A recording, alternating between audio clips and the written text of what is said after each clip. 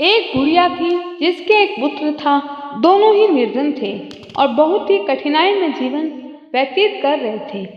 एक दिन बुढ़िया के पुत्र ने अपनी माता से कहा, यहाँ पर तो मेरे लिए कोई काम है नहीं, आप मुझे अनुमति दें ताकि मैं किसी दूसरे नगर को जाऊं। हो सकता है वहाँ पर मुझे कोई काम मिल जाए और मैं पैसा कमाकर वापस आऊं। बूढ़ी माँ ने अपने बेटे को एक सिक्का दिया और थोड़ी सी रोटी भी यात्रा मार्ग के लिए दे दी। इसके बाद उसने अपने पुत्र को विदा किया। बुढ़िया का बेटा चलते चलते एक बाजार में पहुंचा। वहां उसने एक बूढ़े भिखारी को देखा। वह चिल्ला चिल्ला कर कह रहा था, कोई मुझे एक सिक्का दे और मेरे जीवन के 3 अनुभव खरीदे। कोई भी उस बूढ़े भिखारी की बात नहीं सुन रहा था। इसी बीच उस युवक ने सोचा, मेरे पास एक सिक्के के अलावा कुछ भी नहीं है, क्यों न ये सिक्का मैं इस बूढ़े को दे दूं। क्या पता इस बूढ़े व्यक्ति के अनुभव मेरे जीवन में कुछ काम आ जाए और इसका भी भला हो जाए। उसने ये सोचते हुए वह सिक्का बूढ़े को दे दिया। सिक्का देते समय युवक ने उस बूढ़े से कहा कि अब तुम मुझे अपने जीवन के 3 अनुभव बताओ। बूढ़े ने कहा, कोई भी अपनी वर्तमान स्थिति से संतुष्ट नहीं होता। वो सोचता है इस स्थान से किसी दूसरे स्थान पर जाऊं ताकि मेरी स्थिति बेहतर हो जाए। बूढ़े ने कहा, मेरे हिसाब से तो वह स्थान उचित है जहां पर मन को शांति मिले। प्रसन्नता महत्वपूर्ण है, ना कि स्थान। मेरा दूसरा अनुभव यह है कि व्यक्ति कितना भी सगा हो उस पर विश्वास नहीं करना चाहिए। और मेरा तीसरा अनुभव ये बताता है कि किसी भी परिस्थिति में अपने से बड़ों का सम्मान करना चाहिए। बूढ़े की बात सुनने के पश्चात युवा आगे बढ़ गया और चलते चलते एक जंगल में पहुंचा। वहां पर उसने देखा बहुत से लोग जो कि एक बंजारा जाति के थे, कुएं के किनारे जमा हैं। उसने उन लोगों से पूछा, क्या हुआ? लोगों ने कहा कि इस आशा के साथ हमारा कारवां यहाँ पर आया, इस कुएं से पानी निकाल कर पिएंगे। अब हम खुद भी प्यासे हैं और हमारे पशु भी प्यासे हैं।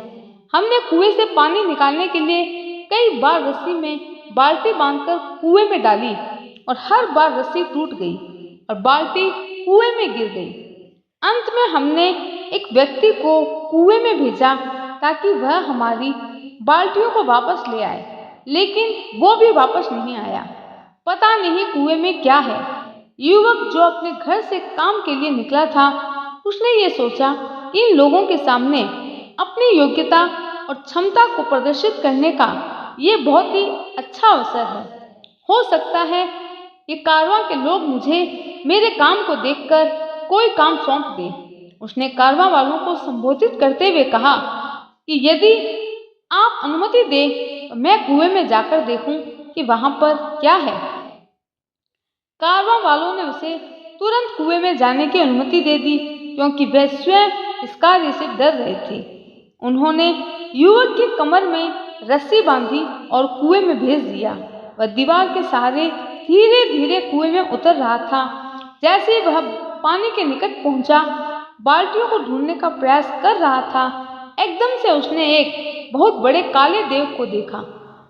देव ने उससे कहा, तुम यहाँ पर क्या कर रहे हो? देव को देखकर नौजवान डर गया। उसने देव को सलाम किया। इस पर देव हंसा और बोला, सलाम वालेकुम छोड़ो, बाद में करना, पहले तुम मुझे मेरे प्रश्न का सही उत्तर दो। यदि तुमने मेरी बात का सही उत्तर नहीं दिया, मैं तुमको भी उन्हीं लोगों की भांति यहाँ पर बंदी बनाऊंगा। अब युवक ने सोचा, मुझको ईश्वर पर भरोसा करते हुए देखना ये है कि इस काले देव ने क्या सोच रखा है। ये सोचते हुए उसने देव से कहा, ठीक है, मुझको तुम्हारी बात स्वीकार है, तुम अपना प्रश्न पूछो। देव ने युवा से कहा, ये बताओ कि खुशी कहाँ है? देव का प्रश्न सुनकर युवा ने कहा, मालूम है कि खुशी तो धरती पर ही है। फिर उसने सोचा, यदि मैं उसको यही उत्तर दूंगा तो हो सकता है उसे बुरा लगे, क्योंकि उसका घर तो अंधेरे कुएं में है। अभी वह ये सोच ही रहा था कि युवक को बूढ़े फकीर की बात याद आ गई। बूढ़े की बात जैसे ही उसके मन में आई वो प्रसन्न हुआ। इसके बाद उसने देव से कहा कि जानते हो खुशी कहाँ पर है? जहाँ पर मन प्रसन्न है वहीं पर खुशी है। उसकी बात सुनकर देव बहुत प्रसन्न हुए। उसने कहा तुम्हारी बातों से पता चलता है तुम बहुत समझदार और अनुभवी हो। तुमसे पहले जिससे भी मैंने ये प्रश्न किया उसने मुझसे कहा कि धरती पर पाए जाने वाले बाग बगीचे खुशी का स्थल है, जबकि मुझको तो यही स्थान अच्छा लगता है और मैं इसे ही पसंद करता हूँ। देव ने कहा जाओ बाल्टियों को ले जाओ, मैं तुमको 3 अनार दूंगा। जब तक अपने घर न पहुंच जाओ किसी से भी इस बारे में बात नहीं करना। युवक ने देव का आभार व्यक्त किया, बाल्टियों को पानी से निकालकर एकत्रित किया और उनको पानी से भरकर वापस ऊपर भेज दिया। इसके बाद वह भी कुएं से सुरक्षित वापस निकल आया। तभी उसे बंजारा जाति के लोगों में से एक मनमोजी युवा बाहर निकला और कहा तुम व्यक्ति समझदार लगते हो, अगर तुम मेरा एक काम कर दो तो मैं तुम्हें 3 सोने के सिक्के दूंगा। तब युवक ने पूछा काम क्या है? तब उस मनमोजी लड़के ने कहा हम जिस गांव से आ रहे हैं वहां के काम से हमें कुछ सोने के सिक्के इनाम स्वरूप मिले थे, लेकिन उस धन पर उन सिक्कों पर सबसे ज्यादा मेरा हक है और मैं इन लोगों के साथ बांटना नहीं चाहता। लेकिन अगर तुम मेरा एक काम कर दो तो मैं तुम्हें 3 सोने के सिक्के दूंगा। तब नौजवान बोला काम क्या है? तब मनमोजी लड़का बोला यहाँ कुछ दूर चलने पर एक गांव आएगा, लेकिन उस गांव के आने से ठीक पहले एक छांवदार नीम का पेड़ आता है। मैं वहीं पर सारे सिक्के लेकर भाग जाऊंगा। तुम्हें मेरे साथियों को अपनी बातों में बहलाना है। तब वह नौजवान बोला तुम्हारे साथियों को तुम पर बड़ा भरोसा है और तुम उनके साथ ऐसी दुष्टता करने जा रहे हो। सिक्के चाहिए तो बोलो, मैं एक सिक्का काम होने से पहले लूंगा। नौजवान उन बंजारा साथियों के पास गया और बोला किसी पर भी आंख मूंद कर विश्वास करना अच्छी बात नहीं है। नौजवान ने सोने का सिक्का दिखाते हुए कहा क्या ये सिक्का आपको अभी इनाम स्वरूप मिला था? सभी बंजारे हैरान थे। नौजवान ने सारी बात कह दी। सभी बंजारे सावधान हो गए। जब वह अपने नगर जा रहा था तो बंजारों ने उसे एक गाय और भेड़ उपहार स्वरूप दी और उस नौजवान को बताया कि जिस सेठ ने उन लोगों को ये मुद्राएं दी है वो बहुत ही नेक दिल है, तुम चाहो तो उनके पास अपना भाग्य आजमा सकती हो। इसके बाद युवक ने बंजारों से विदा ली और नगर की ओर चल पड़ा। नगर पहुंचकर लड़का देखता है सेठ और एक ब्राह्मण में वाद विवाद हो रहा है। सेठ जो कि ब्राह्मण से उम्र में पूरे 30 साल बड़ा है, संयोग से उस नौजवान को इस सेठ के पास नौकरी के लिए जाना था।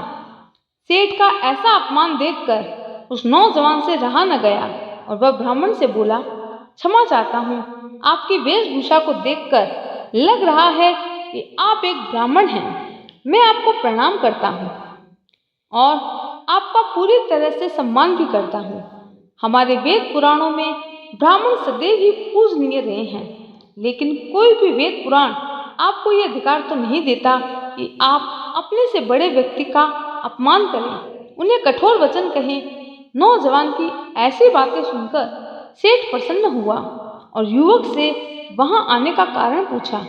युवक ने सारी घटनाक्रम का वर्णन कर दिया। सब कुछ जानने के बाद सेठ ने उसे अपने यहाँ नौकरी पर रख लिया। अब वह युवक घर की ओर चल पड़ा। युवक ने कहा ईश्वर ने मेरी सहायता की, अब तक मुझे एक गाय और भेड़ उपहार में मिल चुकी है। कुछ दिनों के बाद अब मैं कारवां वालों के साथ उनके नगर भी जा सकता हूँ और उनके लिए काम कर सकता हूँ।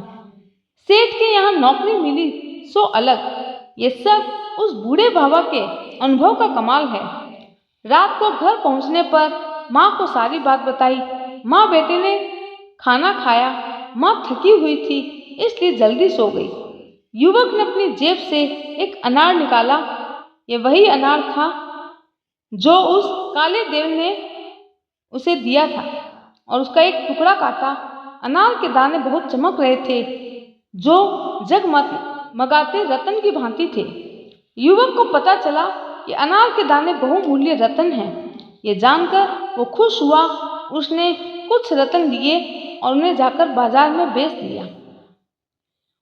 उनसे मिलने वाले पैसों से उसने एक दुकान खरीदी और व्यापार आरंभ कर दिया। तो दोस्तों, ये थे एक बूढ़े बाबा के 3 अनुभव। कहानी कैसी लगी कमेंट करके ज़रूर बताएं। चैनल पर नए हैं तो सब्सक्राइब करना ना भूलें। बेल आइकन ज़रूर दबाएं, इससे मेरी आने वाली वीडियोस आपको समय पर मिल सके। कहानी देखने और सुनने के लिए दिल से धन्यवाद। जय श्री कृष्ण।